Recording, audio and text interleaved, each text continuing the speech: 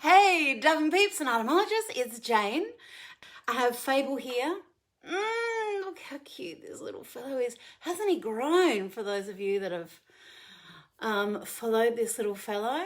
Oh, he's so cute. Oh, you're such a sweet thing. Okay, for those of you that have been following me for a little while, you know all about colour sticks and the beautiful soft pastel colour sticks. And a terrible thing happened. I'm boiling. I just going to take off my little jacket here. A terrible thing happened. No one was hurt, but the manufacturer where those colour sticks are made, that whole factory was destroyed in a fire. And that meant the molds all went, all of the pigments.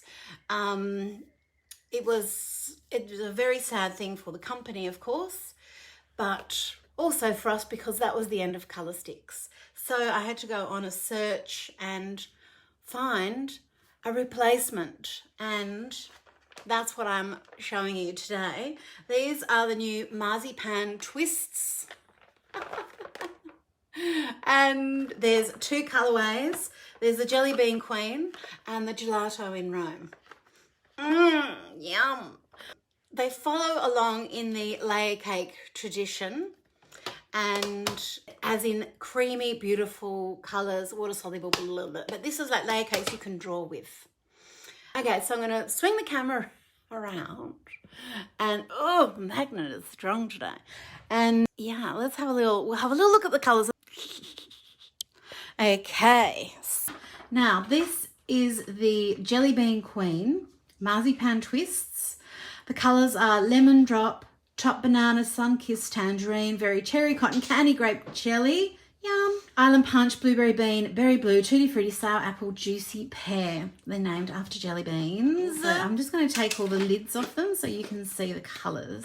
And Gelato in Rome has all of these colours named after famous gelato flavours. And I've had wonderful experiences, very privileged to prance about the streets of Rome eating gelato. And so I needed to name these beautiful creamy Marzipan Twist crayons after one of my favourite experiences. Now the white, you're not going to be able to see because we're on white paper, but I don't tend to use this as, I'm just showing you just so you can see that it's white. I don't tend to use the white on its own anyway, because I've got other white things. But what the white is fabulous for, which is the Fior di Latte, which is a gelato flavour, yum. It's like vanilla, really. I use it to lighten the other colours. So now let's have Cioccolato Extra Noir. Yum. So you can see how creamy these are. And then because they've got that creaminess, this is giving it blendability even on a watercolour paper. Put on my hands, non-toxic. This is Bacio. It's like a hazelnutty sort of chocolate. Again, I'm just going to put it like that, actually, and I'll blend out some with my finger. I'll blend in the other colour. Of course, this is going to depend on the paper that you've got. I'm on a smooth watercolour paper that's in my journals. And I'll just show you when we add the water. So these will still hold the line, but they will soften out. They're not the same as aqua pastels. I'll just pop this down here. So just lightly put down. This is more like actual watercolour in a stick. So that was quite a light application. But can you see how that just releases so much more of itself? Watercolour in a stick, a much harder crayon. This is a crayon that also does this extra trick. But the joy of this is seriously, it is like drawing with a lipstick. It's so soft and creamy, has that blendability, and I'll show you why that matters.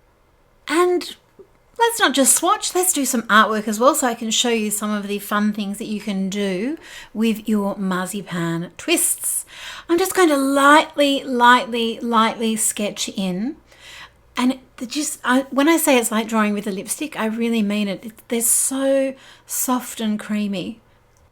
And they're a lovely tool to experiment with colour and to do very loose drawing. It's because you can't get precision in a art supply that's so soft and so giving and so gentle.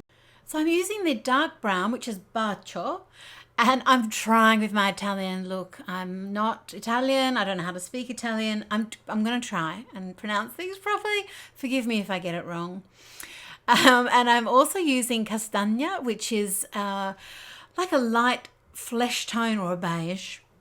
And just mixing a little bit of fior di latte over it as well. You can just let the crayon dry down as is, or you can have the fun of blending. You can use your fingertips. You can also try my batten blenders. Just make sure whatever you're going to use is clean before you start rubbing it down onto your paper, because you'll get transfer whatever is there already. And each one of these things has a different look, and I love blending with the little batten blenders. They're a foam tip blender, and they will absorb a little bit of the crayon, but it will blend the colors in its own unique way. Now again, when you're putting down color, see how I just checked the tip of the crayon? If it's going into a sensitive area, if it was doing backgrounds or something, it wouldn't matter about any color transfer. But on the face, I might get a big blue streak right in the middle of the cheek, and I might not want that. I might prefer not to have a big blue streak in the middle of the cheek. Oh, and we have to continue on with our swatches as well and our little drawings. So we're going to add a little bit of this light pink, which is called Amarena, which is a cherry flavored sorbet, but it has a very nice light color, as opposed to Vicholet, which is a sour cherry. It's also a type of wine, but it's that darker red, which we'll get to in a second. But in between them, we have Fragola. Don't know how to pronounce that, but Fragola is strawberry, and some of these colors in gelato, they're not the same as they are for the actual fruit. But look how neon pink this is, but when I blend it in on all of those other colors, it softens off. But if I want it to stay that super bright pink, I can add a little bit more or not blend it quite so much. And I'm swatching Lamponi, which is raspberry. Oh, this color, a really, really pinky red, perfect for lips, for little red lips, kissable, yum, yum lips. And while I've got that color there built up, I've got a little bit on my hand. Let's put it onto the cheeks, and I can leave them rosy like that, or I can blend them in. Blending them in with fingers is always going to be the bluntest, or it is the bluntest instrument that you've got are your own fingers. But there is something very lovely about, using your own body in your artwork, especially if it's a non-toxic product like this. And filling the face in with a little bit more of the castagna, which is a chestnut, very popular chestnut gelato. And the softest blending tool I can use is the little shorty. This is a super, super densely packed brush, nylon, white bristles. This one's brand new, so it's not totally pristine, but that gives a very, very soft feathered effect, as opposed to the batten blenders, which have a different effect in how they blend, and fingers is a different, everything you use to blend is going to be slightly different because these are so soft and blendable. I'm going to just reinstate some of my darks there with the bacio again, which is the word for kiss, so like a chocolate kiss. And that beautiful sour cherry color, the Vicholet. And the pointiest thing that I have to blend the colors is the batten blenders. So I'm just gently pushing that around. It's beautiful for lips though, because it doesn't, you're not going to get a pristine edge unless maybe we add water into it. If we want pristine edges, this isn't the art tool. We move to something else. It's just too hard to make water run uphill. Always we lean into the strengths of our art supplies. And learning those strengths is a massive part of being a creative person, of being an artist, loving our art supplies, because we're learning all the time. I'm adding a little bit of subtle highlight with the white, which is the Fior de Latte. It's not a stark white. If I want a really stark white, then I'm going to go to my paint pens, like the Pinpoint paint pens or the Storytime paint pens. This is going to give me a subtle mark. It's a mixing white. Let's swatch out Frutti di Bosco, which is fruits of the forest. So wild berries and other fruity berries, foresty berries. But this beautiful lilac, and mixing it with the brown that is underneath, with the bacio that is underneath. Oh, I just love those two colors together, especially when I'm working on skin tones, even on a lighter skin tone, using the darker colors and mixing with that beautiful lavender or lilac-y type color just gives a nice edge. Just a personal thing. I'm also bringing some of those skin tones down, remembering that I used quite a few of the colors. I used panna cotta, I used nuciola, which is the hazelnut gelato, and blending again with my baton blender, fingers, and whatever else I have available. Like this little shorty brush. Oh. So you've seen the smudgeability of the crayons, and let me also tell you that if you're working on an acrylic surface, which is non-porous, they are even smudgier, and you can even smudge them with a baby wipe. Oh, they get very lovely. You can also activate them and get that water solubility with, it's not really a water solubility, it's a liquid solubility. So we can use more than just water to activate them. So let's use Incredible Ink. I've got my sponge sofa here, and I've put a little bit of water in one of the little cups and 2 inks, Fresh Air and Mermaid's Tail, and I'm using that to activate the crayon. And as you can see, the crayon does hold its own. It doesn't completely dissipate, which is more what the aqua pastels do, because they are watercolor in a stick. These ones will hold the line, but also I can work into the paper a little bit and get them to disintegrate a bit more if I wanted to, but I don't want to. I want it to stay soft. So I can activate it with any ink. I choose watercolor ink. And now that the crayon has started to dry a little, I'm starting to add some of my Pinpoint paint pen, remembering that the crayon is very soft, and depending on what nib, like if this was one of my finishing line pens, I wouldn't be doing this until the crayon had completely dried off. And rather than dragging a nib through all of that lovely juicy crayon that's there, it will dry down matte, but it's still quite smudgy at the moment.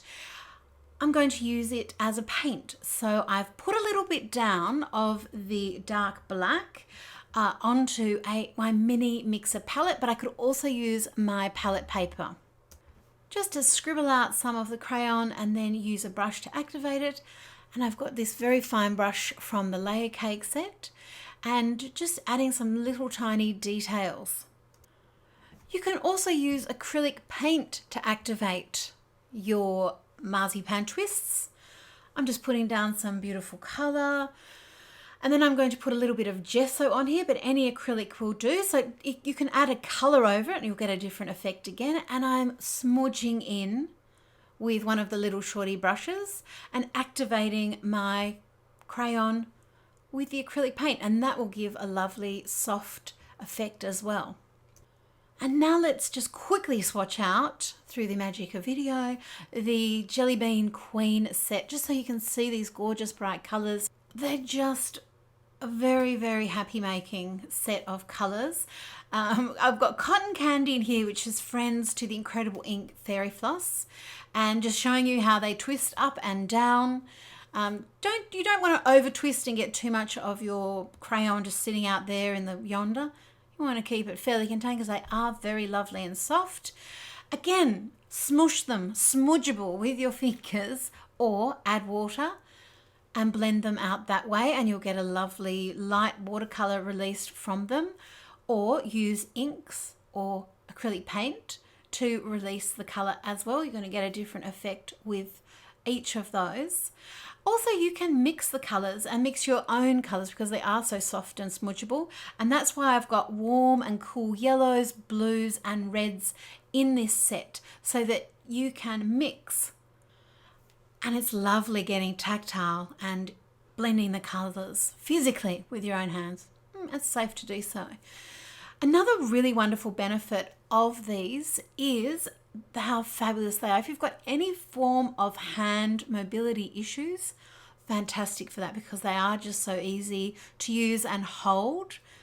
And of course, they're fabulous for children because kids love crayons. These are a crayon. They're a fancy adult crayon, but they are a crayon. They're also wonderful for older artists. And I've been asked very many times, what art supply do I recommend for older artists? So people that might be in aged care, people that are looking after an older family member. Creativity is so important no matter our age or our abilities. And a crayon, a soft crayon like this, it's so intuitive to use. The colours are so beautiful. It's so easy just to pick it up and create and move and get that hand, body, mind connection happening. If you want to see more of these in action, you can join my Facebook group where I do very frequent live streams, and I use all of my own art supplies because it is the Jane Davenport Mixed Media Art Group, and of course that's what I'm using in there. That's what we're all in there using. That's a great place to see more of what I do. I've got my YouTube channel where you can see more of me using different art supplies, and my online workshops, again, where you can see me not just using my art supplies, because some of the workshops existed before I had my own art supplies. You can find everything at janedavenport.com. These are an exclusive to my website, and it really has been a pleasure showing them to you. I filmed this in front of a live virtual audience for Mermay, which is one of our prompt months. Another reason to come and check out the Facebook group. We have lots of fun giveaways and prompt months and art challenges. I'm just out here doing anything I can to make people create more and draw more and just have all the fun that creativity brings. Okay, my friends, well, bye.